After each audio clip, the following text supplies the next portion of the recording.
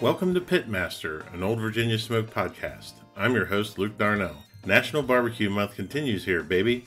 Let's get this party started off right with the genie, Steph Franklin from Simply Marvelous. Steph has developed some of the best rubs on the planet, and he's a hell of a competition cook as well, and just one of the best guys that you'll meet in barbecue. I think you'll enjoy this fun, straight talk episode from my friend Steph. This episode is brought to you by the Barbecue League. The Barbecue League is the ultimate barbecue experience. Here's why. One small annual investment from you instantly unlocks all 70-plus tell-all recipes, enthusiast recipes, restaurateurs, and more in their unmatched library. This isn't your typical YouTube-type content. World champions like Getting Basted, Shake and Bake Barbecue, Heavy Smoke Barbecue, La Pasadita Barbecue, and 913 Barbecue share their full tell-all recipes. No secret is left unsaid. And a new video release is guaranteed every single week of your membership. You will also see unfiltered looks from all levels of pitmasters during their live competition coverage. And those same pitmasters are accessible through the league's upbeat online community. As soon as you sign up, you'll also have a full arsenal of some of the best discounts in barbecue from brands like Snake River Farms, Blues Hog, Big Papa Smokers, Gunter Wilhelm, and Gateway Drum Smokers, and more. The Barbecue League puts on members-only contests throughout the year, hosts live and virtual events, and offers a full-access league lounge at participating events. Listeners to the OVS Pitmaster podcast can receive $10 off of the annual $100 annual membership this month only by using code, all caps, MAYPITMASTER, all one word, MAYPITMASTER, on thebbqleague.com. Sign up today and up your barbecue game. And we are here today with Steph Franklin from Simply Marvelous, the genie. How you doing, buddy? I'm fantastic, my friend. And it is great to have you on here. You were one of the people that I was thinking of when I first started this podcast, and how great it would be to spend some time and ask you some of these questions. And I think that your products are some of the best products out there in barbecue, and I just think that you are one of the best dudes, one of the most interesting people out there in barbecue land. I appreciate it, man. I really do. Cool. Well, let's jump right into it. Sounds good. Yeah, let's talk about what's the most surprising thing to come out of competition barbecue for you? I guess my success in the barbecue rub business. I mean, I've basically been making a living off of it. Quit my university job several years ago and went full-time doing the barbecue spices and catering business and developing rubs for other companies. So curating, that's been fun and really has taken off. When you say developing rubs, you mean like developing rubs for other companies and stuff like that? Correct. So, I make Snake River Farms rubs, a company out here called The Woodshed. I'm making their rubs. I got a couple other irons in the fire now, and that's fun. It's just fun to watch the rub business grow through that curation process.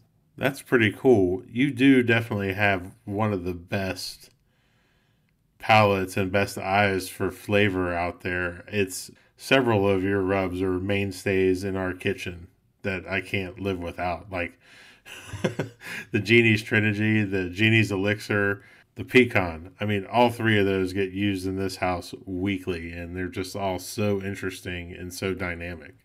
Thanks, man. I appreciate that. A lot of heart into it.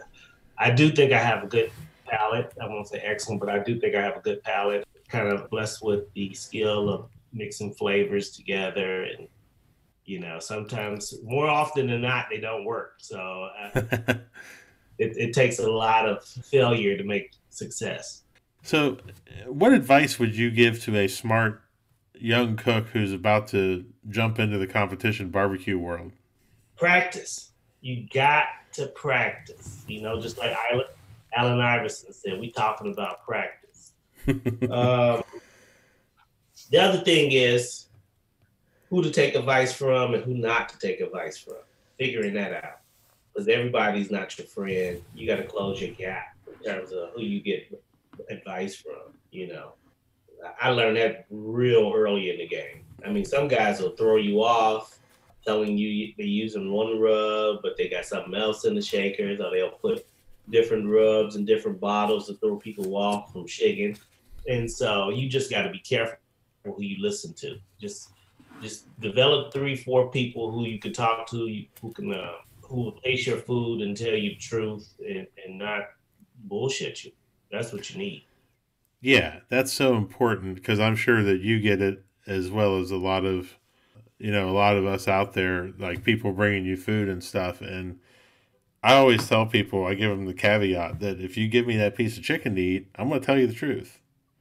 So Right. don't be mad if I do it. Oh yeah, I tell everybody the truth. I cannot tell a lie. It's tough because some people take that stuff really hard. But if we don't tell the truth, then nobody gets better. Yeah, and I don't, I hurt your feelings. I hurt your feelings. You shouldn't have asked me. So I'm a straight shooter. That's right. So, only way I know That's, how to fly. and that's, getting in to find those people in the beginning of competition barbecue. I think that really involves a lot of, putting yourself in the situation where you can just sit and listen, and you'll figure out pretty quick who can help you and who can't. Yep. What do you think separates a good pitmaster from a great pitmaster? The first thing that comes to mind, Luke, is consistency. I know when I'm cooking great, I'm consistent. When I'm not cooking great, I'm not consistent. Not being set in your ways, knowing when you need to make changes. If something ain't working 3, 4, 5 comps, it's time to make some changes. Just like Michael Jackson said, make that change. Look at the man in the mirror, baby. Again, not being stubborn in all seriousness. If the judges are liking the meat at a different cook point than they did the previous 2 years or whatever in terms of texture and tenderness, you got to make the change. You can't hold on. I mean, in 2000, was that 15? My rib recipe. Seems like I couldn't miss. 16, it all went away. And Mm-hmm. so, only way I came back was to make some change. I had to switch brands, get with the program. The judges wanted extra tender ribs, and I wanted to cook high end ribs. They wanted the cheap ribs, not the Yeah, expensive ribs. And so you just got to make that change. I think that's a good point too. In that, do you take good notes about processes and recipes, like while you're cooking? No, I used to. I'm at a point. I've cooked so many over 100 and something contests. I know what to do. I know what to do, and I know when I'm struggling. I know to take away and not add. Man, And that's. a lot of times, because I always have a starting point.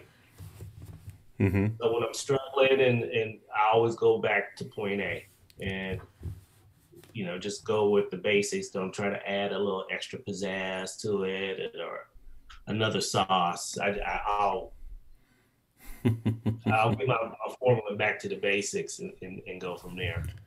I think that's such a great point. So many times when we've gotten into trouble with meats, it's always been taking stuff away. It's Mm-hmm. never been adding. Yeah, that's a Oh, great point. well, most people, they add. They start Mm-hmm. adding stuff versus taking away. And I always tell people, take away, don't add.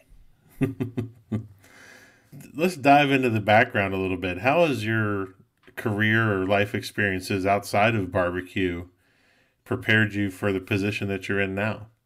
Well, I worked as a university administrator for 20 plus years prior to doing professional barbecue commercially. So I think, and when I left the university, I had a pretty high level position, so I had to have a certain confidence. I'm meeting with very smart students. I mean, I worked at UC Santa Barbara, professors, VPs, chancellors, Mm-hmm. and I always had to be on my game. So I think that translated to competition barbecue for me. And like I said, I'm a straight shooter. I don't necessarily tell people what they want to hear. I tell people the facts. And I have to tell myself the facts. If I effed up, I effed up, Right. And So I learned from that, and I think that has helped me and hasn't hurt me.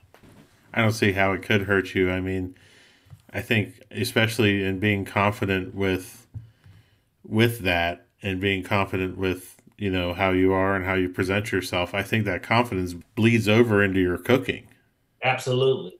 Absolutely. It absolutely does. Yeah. I'm never intimidated. No, you can't be. I love people that come up and tell me they're like, "Oh, this person's at this contest and this person's there, and I don't have a chance." I'm like, "Well, why are you even going?" I know. Well, I already know I beat them once they start saying that. I've never once done that. Actually, I find that the more talent there, the better I cook. So, Yeah, I want to be on that table. I want to see where I am. exactly. You know, I've had people run my boxes before, and they want to wait and pick the table, who you getting on the table with, which you really can't do on other than chicken. And I'll go off on them. I'm like, put my damn meat up there when you get up there, or don't run my boxes. Don't look around and see whose table you on. And I don't want to know whose table I'm on. Just put my box down. Exactly. Get in line and put your box down. Lots of people on these podcasts like to spend time talking about how great we all are and all the things we've won and all the stuff we've done. One of my favorite things to talk about is failures. Mm-hmm. Do you have a failure or something that went wrong in a competition that you really learned from that set you up for later success? Well, 2016 for me was a big failure. Even though I've rebounded towards the end of the season, 2016 was rough. I remember just couldn't find it again, you know. And then one day I remember it was like August or something like that. And 14, 15 comps in, and I started looking at my boxes. And I mean, really dissecting my boxes. And I was like, well, shit, no wonder you cooking bad. These boxes are terrible. You can't do the same thing. I mean, they probably was the same boxes I was turning in the previous 2 years when I was hot. But, the boxes were getting better across the board. So I started paying more detail to my boxes. And like I said earlier, taking things away. And 2017, I bounced back just fine. Didn't get a whole bunch of GCs, but I was always pretty much top 5 or something, RGC or 6. Right. But mostly top 5 that whole year. 2016, and every time I get in a little rut, I think about 2016, I'm like, you'll bounce back. I don't even freak out no more. I know what to do. You bring up an important point, too. So you do take pictures of all your boxes at turn-ins? Yeah, unless I'm running late, because, us chunky guys ain't too fast, so I got to... It's a big point for me in that I love going back and looking at them, and I also want to have evidence if a judge comes back and says I'm disqualified and they show me a box and be like, it ain't my box. That's not my box, right? I take pictures. And I send them to my sous chef for the catering business and my wife, and they brutal. They'll just tell me, you got to fix that. And so I send it to them. The couple of times that Kim's not been there, I've sent her boxes after turn-ins, and I just get this feeling of dread that washes over me when I send them. Mm-hmm. Oh, yeah. I'm like, you're like, ooh, can I edit that out so they'll say that then or whatever? But yeah, like I said earlier, you just got to have people tell you the truth. Yep. And they know I can take it, so just bring it on. Just tell me the truth so I can pick for the next comp, because this comp is over. Right, and if no one tells you you're messing up, then you ain't going to get any better. That's for sure. That's right. Let's get into some gear here. Let's talk about some gadgets and stuff. What's one of the best investments that you've ever made in competition barbecue? Best investments? It would be my Humphrey cookers. Man, they're great. I think they're like a tank, right? So they'll last forever. So that would be the first. The second would be my trailer. I got a new to me trailer, and I use an enclosed model just because the other trailers are too big to get into my yard. So Yeah.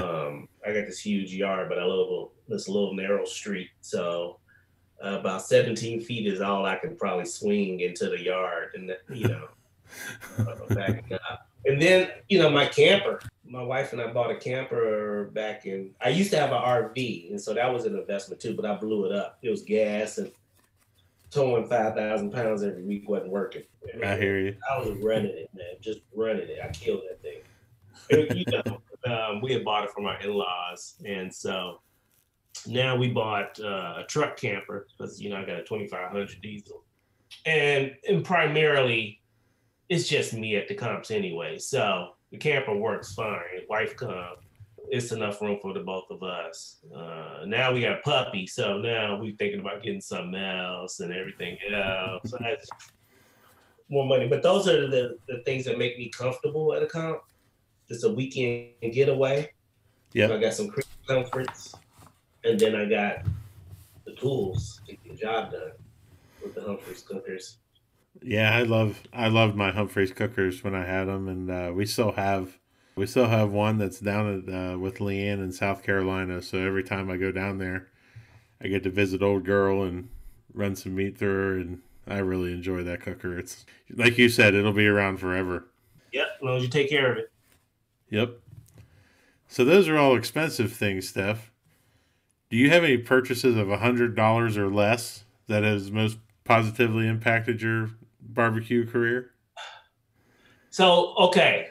One of the most stressful things I used to do was make my sauce right before boxing, like heat it up. Uh-huh. So, because I like my sauce piping hot when it go on that meat, right? So I had the stress of trying to get the sauce to temp and everything, and then I would get it too hot sometimes, where I'd be cussing, trying to box my ribs or something. My wife still laughs to this day. Back in 2015, I was at a comp, and the sauce was so hot it was like molten lava, and I was in the trailer cussing in Spanish, and going off like. So it just became, I couldn't get, it was just stressful trying to get the right temperature and not burn the sauce and things of that nature. So going back to your question, that and it's been over a year, so I'm gonna edit with you in terms of a year because of COVID. I bought these little Yeti thermoses, and so I'll make my sauce like 9:30 in the morning, and those little thermoses will hold the right temp for me until I use them during boxing of the protein. So that's been one of the most incredible things I've started using was those Yeti thermoses. Huh. That's a new one. That's something I will have to try. Yeah, give it a try. Especially when cooking by myself. That's got to be a huge time saver. Dude, you have no idea. It's just huge. I split that so it takes about 20 minutes or so to heat them all 3 or 4 sauces up, depending on how I'm feeling about brisket. Sauce or no sauce. That's a whole nother podcast, man. Yeah, that's a whole nother podcast. I just don't want to go there. And so if it's the 3, chicken ribs and pork, then it's about 15, 20 minutes to roast. But, you get them heated up properly and between doing other things during the comp. Huh. And also, and let me tell you another I'll give this one last trick, and that is I use a timer when I'm doing the sauces because I've walked away and forgot the sauces were on, and I've burnt sauce before. Ooh. So then you got to go to the other sauce and, or just try to fix it or whatever. I have burnt sauce and got first place chicken before, so let's go figure. But I have a little alarm, one of those little egg timers. Yeah. And I just put it on and it'll ding by the time I think it should be boiling. So it'll remind, because I'll walk away to go check pork or something and forget, or my dots are going off for pork to be done or something like that, brisket done. I'll forget. That's hugely important because I don't know about you, but like when I go to a competition, like the sauce that I have there is the sauce that I have to use. I don't have extra in the trailer. Mm-hmm. I'm just taking what I need, and now I got to get a timer. And I always keep a couple of bottles or something in there just in case I get something happen. So Right. That's probably a good idea too. yeah, just some random stuff, that I use anyway, and I'll just have a couple extra bottles in there. So that's just emergency sauce. No mixing, probably just something to put on the meat. Right on. See, their listeners are a couple of great tips. A couple of things that will improve your game dramatically. Do you use a lot of technology when you're cooking? No. No, you don't use No. like gurus or anything? Oh, so I use gurus. Okay, that's the bare minimum. You know what I mean? Yeah. Gurus, especially when you're cooking solo, and you don't want to be probing through the meat, the foil. So Yeah. I use dots for that, and then I use the guru to control the temp. Because I cook hot and fast. I'll put a guru on there so it don't get too hot. I don't have a problem with it getting up to temp. It likes to creep over, 350 or something, and then that starts burning top of your meat. So I do use the fan for that, but I use the dots as well, and that's it.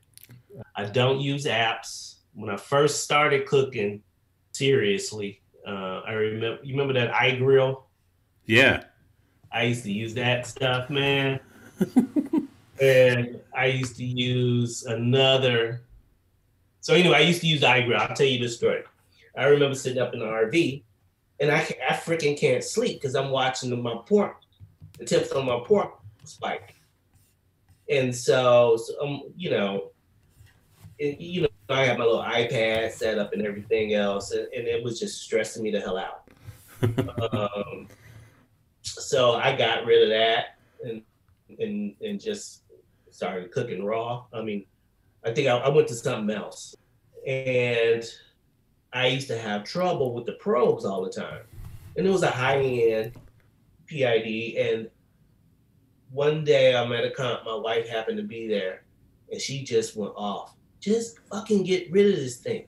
And because I'm trying to be all high tech and everything, and you don't need a flux capacitor when you're cooking, So she just made me get rid of it. I sold it, got 3/4 of my money back, and I went to the guru because I didn't have no computer Wi-Fi problems, no setup, no flux capacitor, as I like to call it. You don't need an engineering degree to run your temperature controller. So that's about the extent of it for me. You just took me back in time to my iGrill. I used to have the same thing, man. I used to have all that shit out there. It was stressful. That's what it was. Yeah. I'm kind of known for being a very calm and cool and collective cook. And that just had me out of my mode. And so I got rid of it. Yeah, because it just gives you too many other things to worry about. And again, taking stuff away. There's another instance. Yep, that's it. And I've enjoyed cooking ever since. And not that I didn't enjoy it then, but it's been stress-free ever since, basically. Yeah. Who has impacted your life the most in competition barbecue? Man, I can't name one person, because that would be a lie. So the person, let me start with Neil Strader. I don't know if you knew him, Big Mister. He got me started on a dare to start competing. So I'll have to put him there. How did he start you on a dare? So it was back in 2007. My cousin got murdered. So he and a couple of other friends, and I was going through a divorce. Just the world was collapsing around me. And they came and they called and told me to come to the comp when I got back from Chicago. And so I went down there and just checked it out.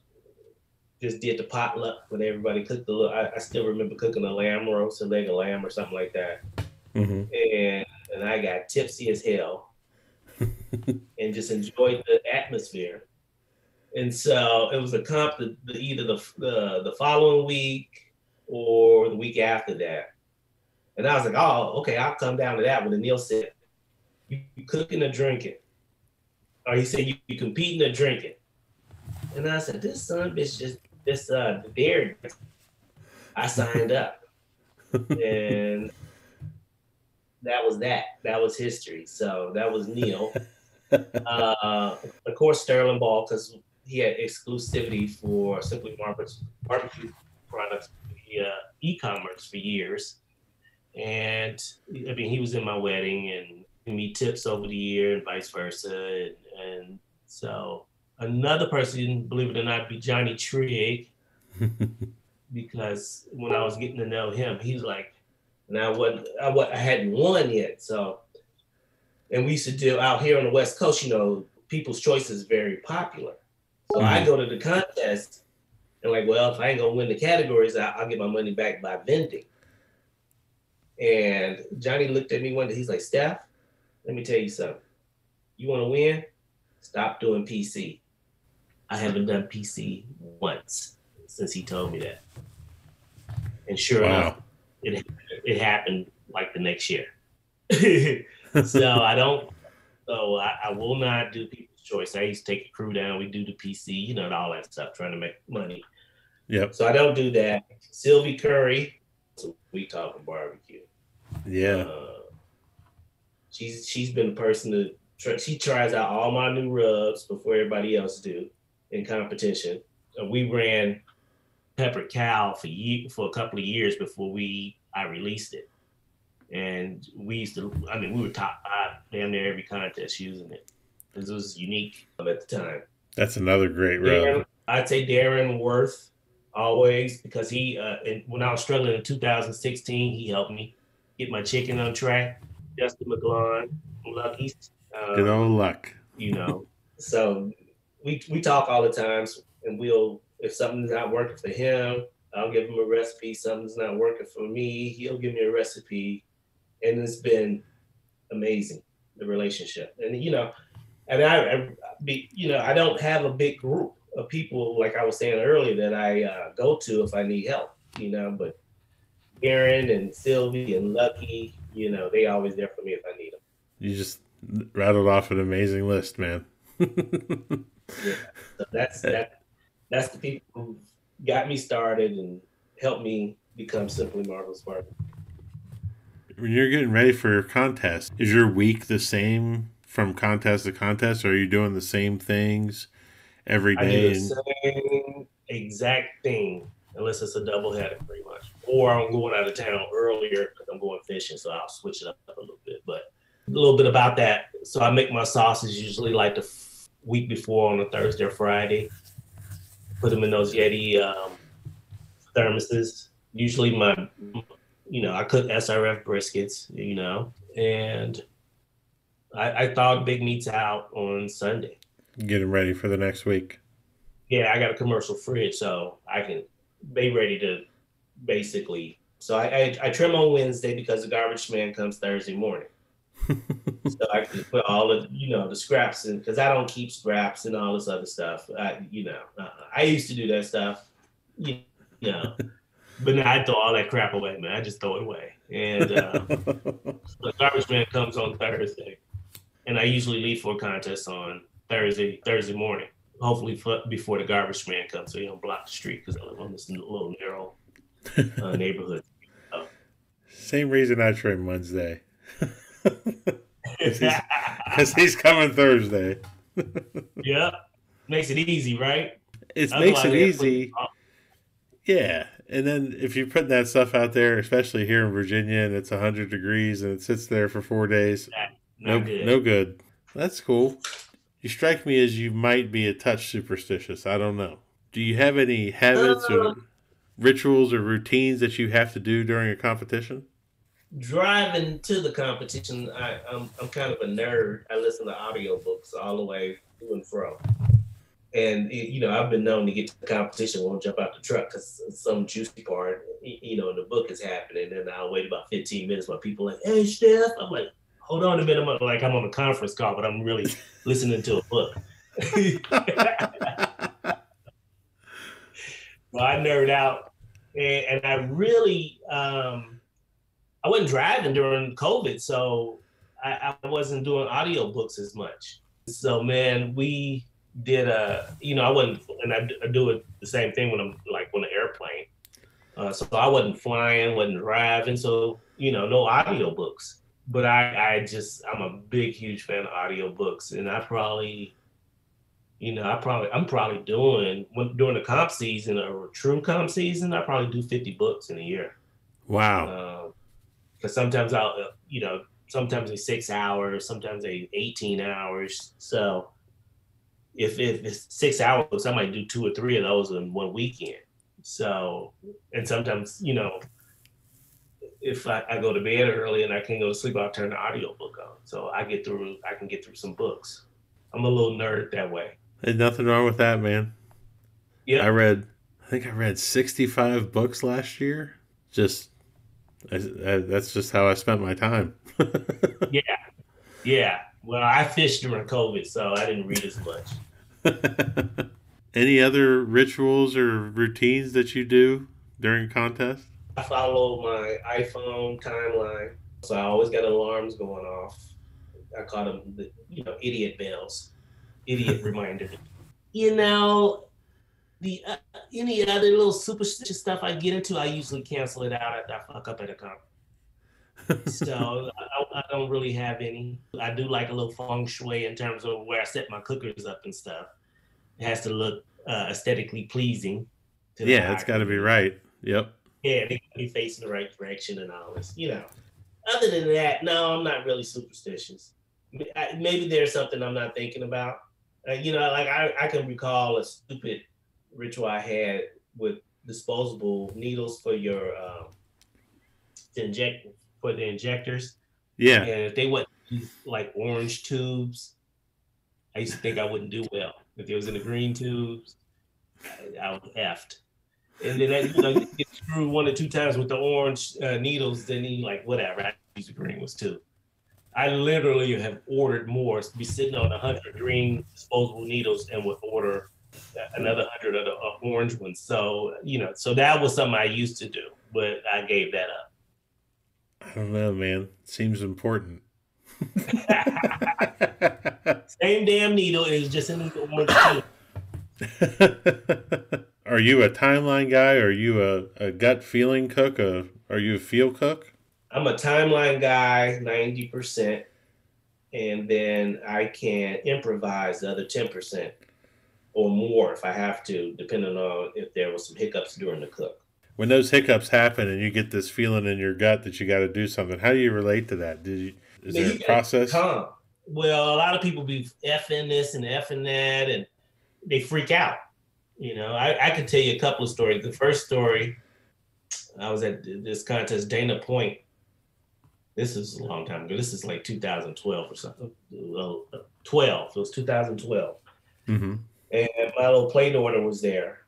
And, she was recently married. And I always asked her every time I saw her, when you having a kid, And so the time I didn't ask her, of course she was pregnant. But anyway, to make the long story short, I overcooked my money muscle, and she had just told me before pork, turned in. Mm-hmm. While I was waiting between rib and pork. And I just didn't give them up. And I turned in 8 chunks, Luke, out of that box, and scored a 179.44.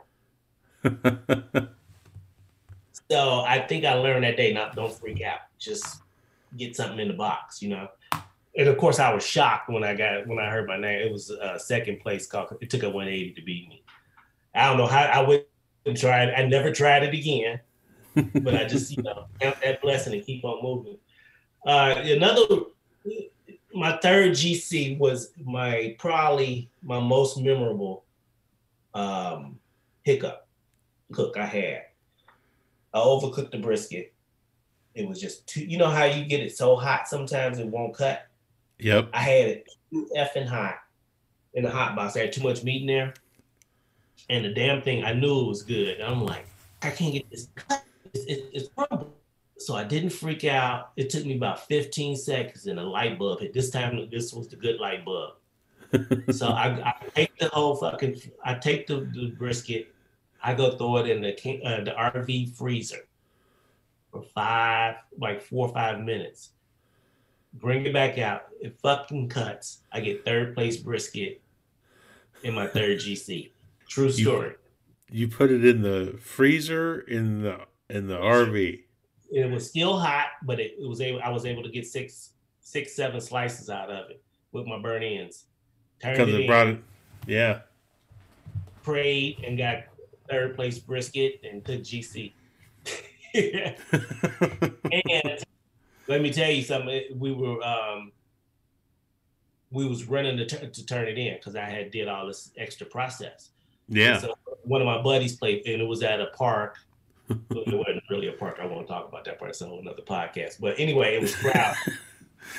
So this guy, Aaron Black, he used to cook out here. He played fullback for me because I was by myself. And I ran that thing in. He was knocking people over so I can get it turned in. It's a true story. Probably one of my most memorable cooks. So, that's a great story because and I tell people all the time, it's something that I've learned is you never give up on that piece of meat. There's always something you can do to make it better. Always. Never give up on the box. You know, there's always. I hate when I have to push the time, but I'll push it. And you know, I start a little earlier now because I've gotten a little older. I can't run as fast as I used to. Yeah, luckily I always have somebody with me, and she doesn't like it when I push her. Yeah.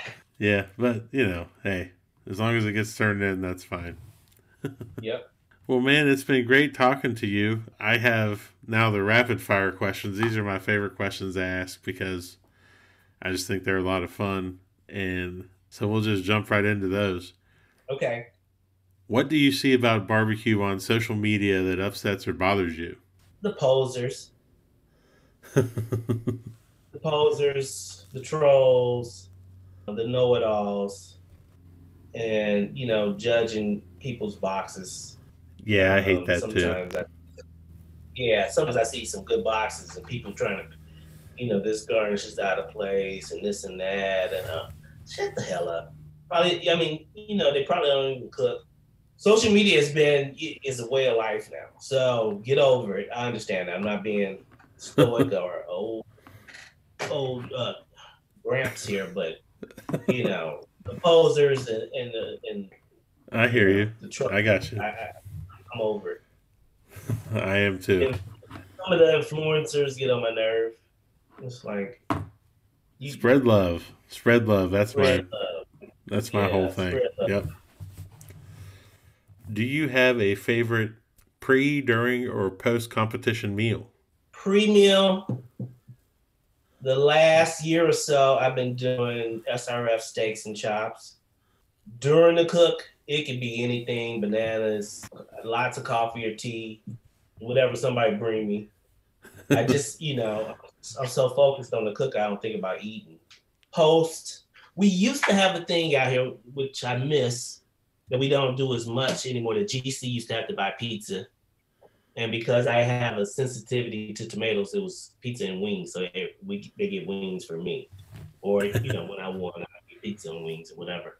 That was on Saturday night because a lot of people drive far. And that's a great tradition. Yeah, so that's something I hope to resurrect out here, like we used to do. Or something Asian. I don't want nothing. I don't want steaks. I don't want chops. I usually want like seafood, like shrimp fried rice, something like that, you know. Something not barbecue. Something not barbecue. Do you have a favorite present that you like to give to people? Simply Marvelous Rubs. What else would I give? You know? Yeah, that's it. You know, people leave stuff or need stuff at the comp, and if I got extra in my trailer, I just give it to them. I don't really, most of the time, charge people. You know. So, yeah. Here. Thanks for being a customer. That's a hell of a gift to give people. The Simply Marvelous Rubs. Yeah, so that it definitely rubs. If you could have a gigantic billboard anywhere with anything on it, getting a message out to millions, What would it say and why? I'd probably say Simply Marvelous rubs are the best rubs on the planet. I mean, it's my billboard. I got to push me, right? Absolutely. And then if I had to be deep about it and not self-serving, it would be Conquer Your Demons. Conquer Your Demons. That's really good, man. And that comes from Conquer Your Demons is, I don't know where I got that from. That's something I came up with. But I always, like we were talking about earlier, about not being intimidated, no matter who's there at the competition, is because let me tell you something. Nobody can kick my ass like I can kick my ass, right? Right. So I have to conquer those demons because my competition is me. Wow, that's a great statement. That light bulb is dangerous, like we were talking about earlier. Trying stuff new in the middle of a cook when it's not a hiccup. You just got this epiphany, and you know how that goes. Yep. It usually doesn't turn out well. So that's a demon. That light bulb is actually a demon. It's not the angel on the shoulder; it's the devil on the shoulder. So you got to conquer those demons. Man, that might be a good barbecue T-shirt. That is a great statement. All right, last question, man, because I'm sure there's got to be something. What is an unusual habit or an absurd thing that you love? You mean in terms of barbecue? No, it can be anything, man. Like, I'll tell you one of mine is that I really have this thing for Julie Andrews. And not young Julie Andrews now. Got you. I don't know why. She's like 89 or something. But man, I think she's smoking hot. I can't beat that one, bro. No, it's definitely the audiobooks. It's the it makes when I get up in the morning, I can't wait to jump in the truck and turn my book on. So that's cool. That's my deal. If it's if it's a good fishing area, I might go up there a few days earlier and go fishing or something like that. But I don't have absurd stuff going on. Right on. That I can think of off the top of my head. Well, Steph, thank you for spending some time with me tonight, and I really appreciate it. Where can people find you online? SimplyMarvelousBBQ.com. Excellent. If you guys haven't tried these rubs, I implore you to get online and get some, because I can tell you right now that they are a big part of our arsenal at Old Virginia Smoke, and they're a big part of a lot of people's, and they're some of the best rubs on the planet. So, Steph, thanks again for being here, man. I can't wait till I can see you again. It's been far too long. Luke, thanks for having me, brother. I'll see you down the road. All right, man. Thank you for listening to Pitmaster, an Old Virginia Smoke podcast. Be sure to subscribe and like the podcast, rate the podcast, and share it with your friends. Also, be sure to check out the Old Virginia Smoke YouTube channel as well. Next week, we will continue our National Barbecue Month podcast series with one of my first mentors, Chris Hart from IQ. For companies interested in advertising, please contact Old Virginia Smoke directly via www.oldvirginiasmoke.com. Pitmaster, an Old Virginia Smoke podcast, is edited by Chris Sedenka. Pitmaster, an Old Virginia Smoke podcast is a property of Old Virginia Smoke, LLC. All rights reserved. Copyright 2020. Old Virginia Smoke.